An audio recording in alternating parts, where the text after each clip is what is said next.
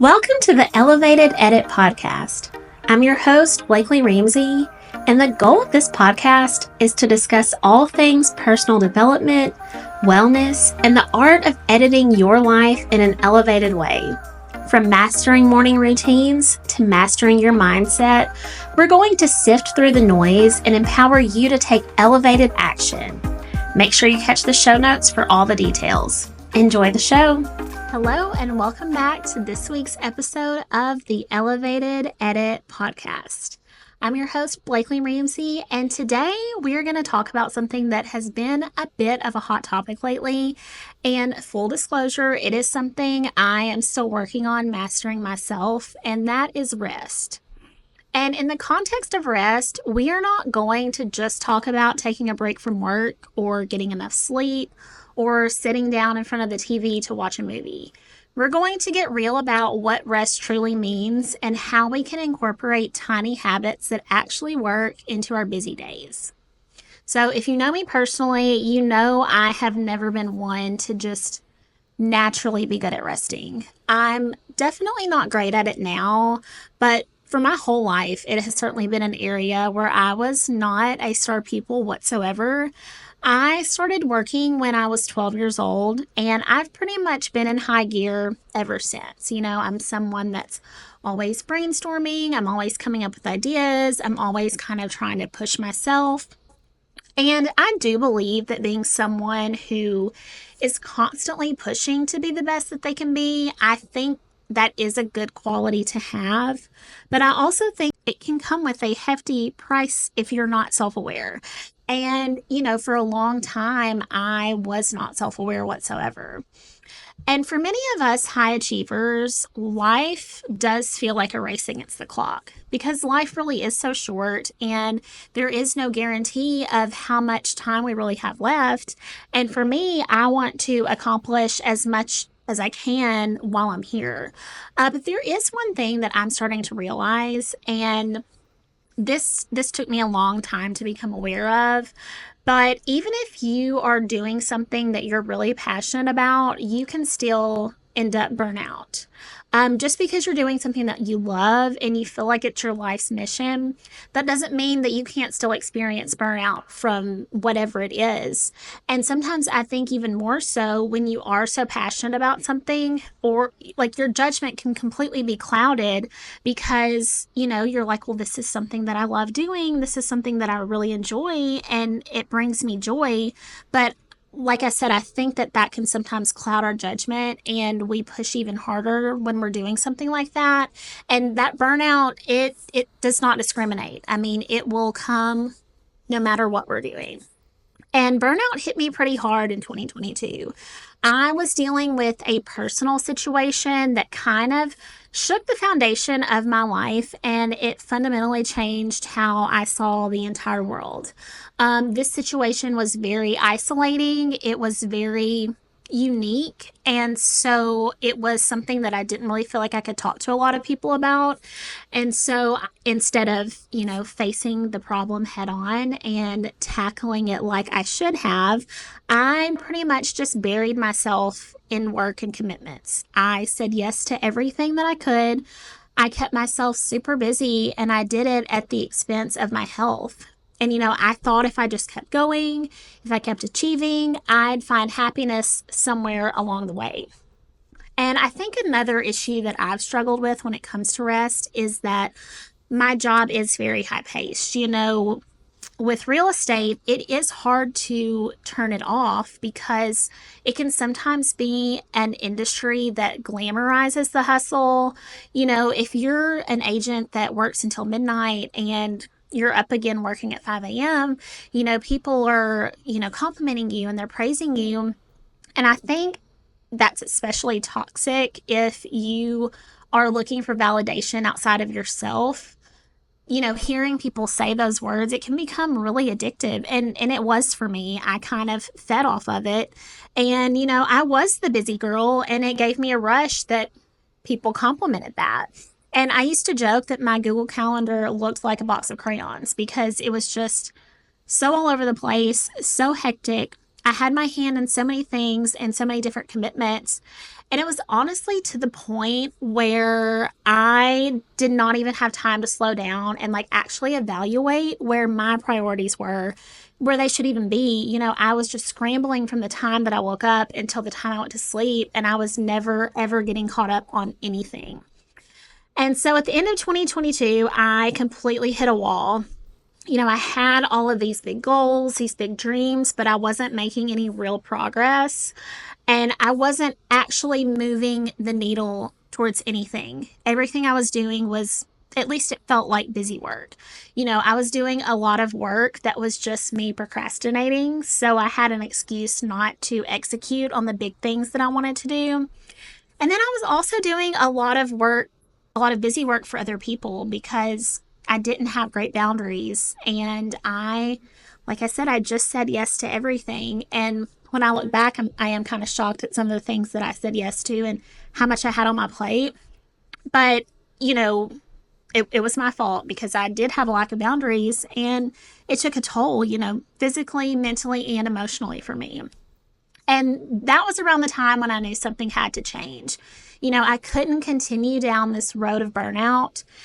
And so I started studying the people that I truly admired, like genuinely looked up to, and those who had achieved all these great things, but they still maintained a good, solid core, and they had like a good balance. And I really don't love the word balance because I think that word is sometimes misused.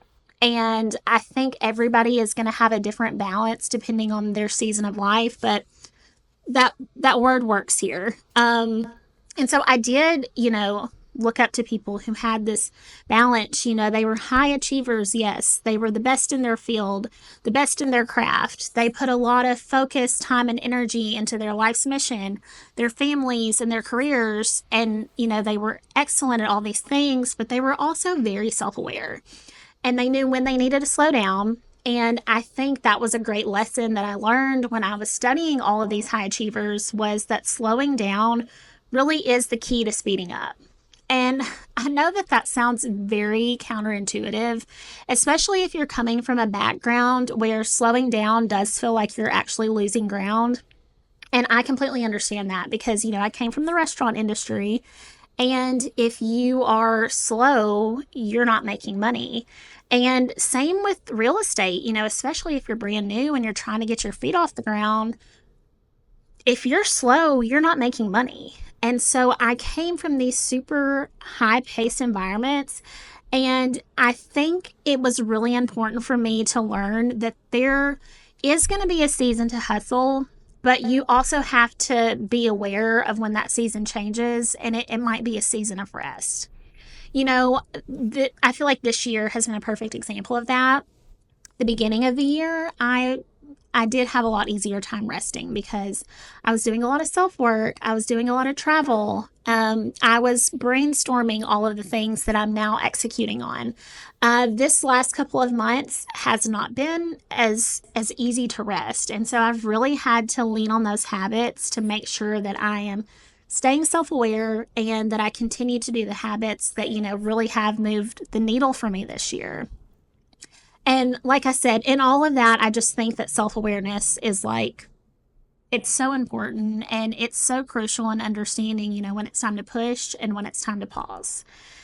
And for me, I think those seasons of life can be very cyclical. You can push for a while and really make progress towards your goals, or you can push through and get through a difficult emotional season of life, but eventually there's going to come a time where you're pushing against a brick wall. And in order to get to that next level when it comes to your goals, whether, it's starting a new career, or you're just trying to implement a new routine with your kids, or whatever it is that's on your goals list, you're going to have to rest in order to get there. And I feel confident saying what I'm about to say because I know that I have never been good at rest, but I really have tried hard to make it a priority this year. And I feel like the more that I rest, the bigger progress I make towards my goals. They say that you can't pour from an empty cup. And, I heard that for years, but this year I'm really seeing how true that is. Because the more you study it, it really is those micro decisions and those micro habits in your everyday life that actually move the needle forward and make the biggest difference. It's not the big giant thing that you do a couple of times a year. It's the little teeny tiny things that you do every day that at the end of the year you look back and go, wow, like that really made a huge difference. And I think if you're in a place of burnout and you are not well rested, you're not you're not an effective decision maker. And so it's almost impossible for you to implement those good tiny micro habits. And I have found that when I prioritize rest, I just show up as my best self. I am more creative, I'm calmer, I'm a better problem solver, and I can create quickly and easily. I can problem solve faster, more efficiently, and overall, my life is just a lot easier. And my goal was to get to a place where, I was aware that it wasn't always going to be easy, but rest constantly had to be a priority. And I want this show to be all about tiny micro habits that we can implement. So let's discuss a few. And I broke these micro habits down into 4 pillars of rest. And you've probably heard of these 4 pillars before, but I kind of just wanted to break them down today because I do think looking at rest in such a holistic way is super helpful because, like I said, sometimes you don't even know if you're at the root. And so kind of looking at it in all of the different ways where you can rest, I think can be super helpful for a lot of us. And I have actually created a handy checklist to accompany this episode. And at the end of the episode, I will tell you where you can find the checklist, and it's going to be for free. So make sure you listen until the end.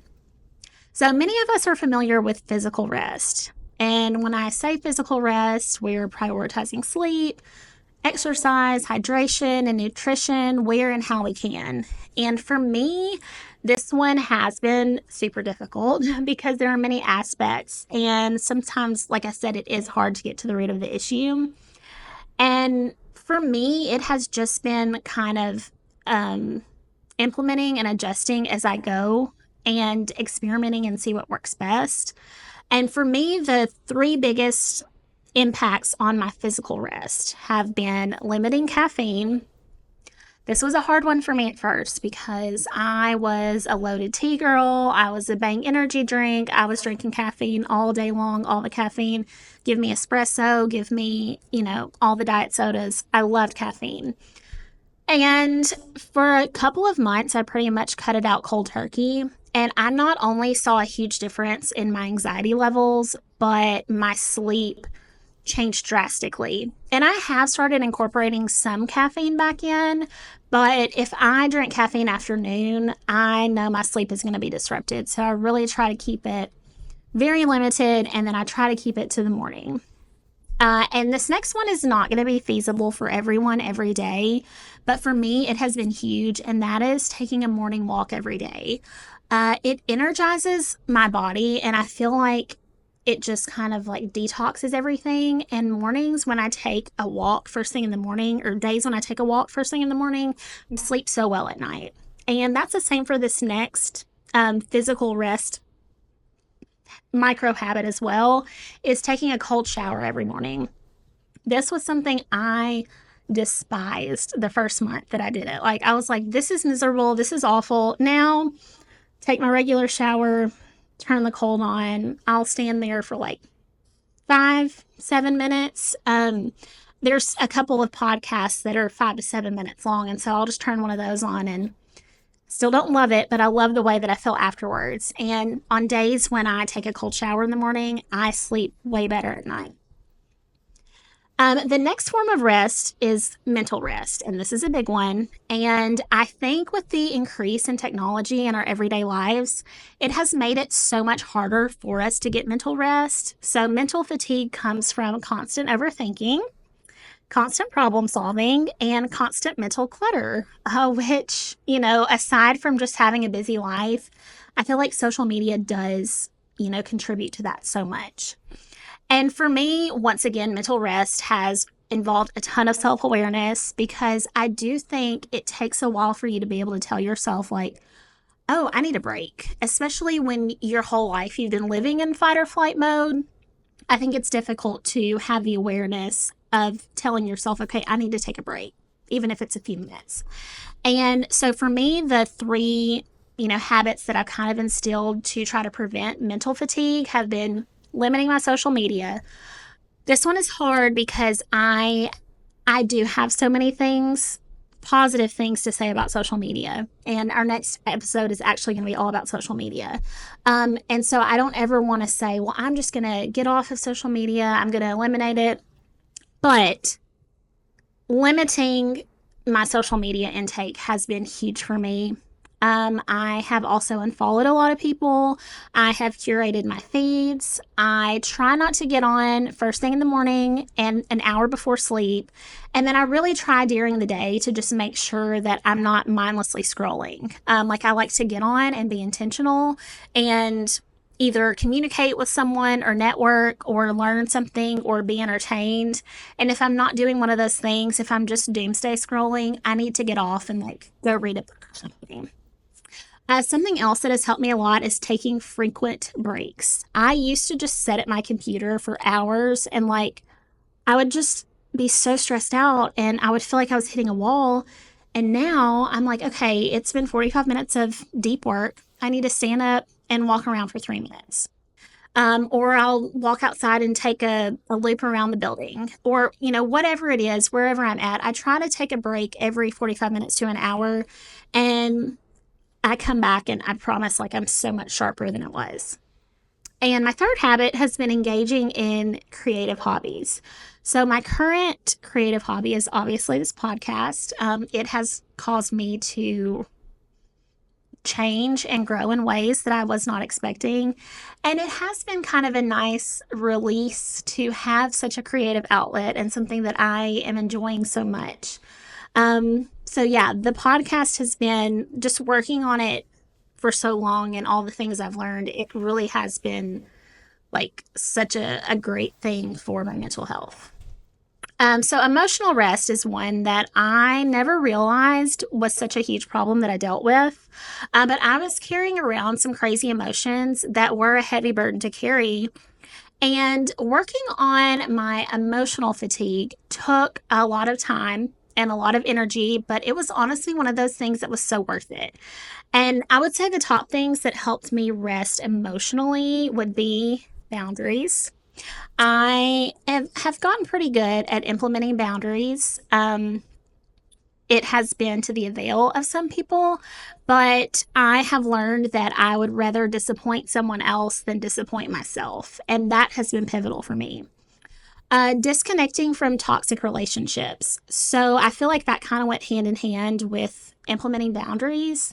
And fortunately for me, it happened organically. I didn't have to, have a falling out with anyone, or I'm not, not friends with anybody anymore, anything like that. But implementing boundaries did kind of, disconnect me from some relationships that were a little toxic. And so that has been huge for me. And then the last one, when it comes to emotional rest, has been giving myself grace. I have always been the hardest person on myself. And, just a couple of times a day, telling myself, hey, you didn't do as well as you wanted, but you did a pretty good job. That's been huge for me. I'm like, oh, thank you. Thank you so much. And last but not least, spiritual rest is so important. And I feel like this is one that hardly ever gets discussed. And I am almost okay with that because for me personally, my faith is something that I am very private about. It's not something that I openly discuss.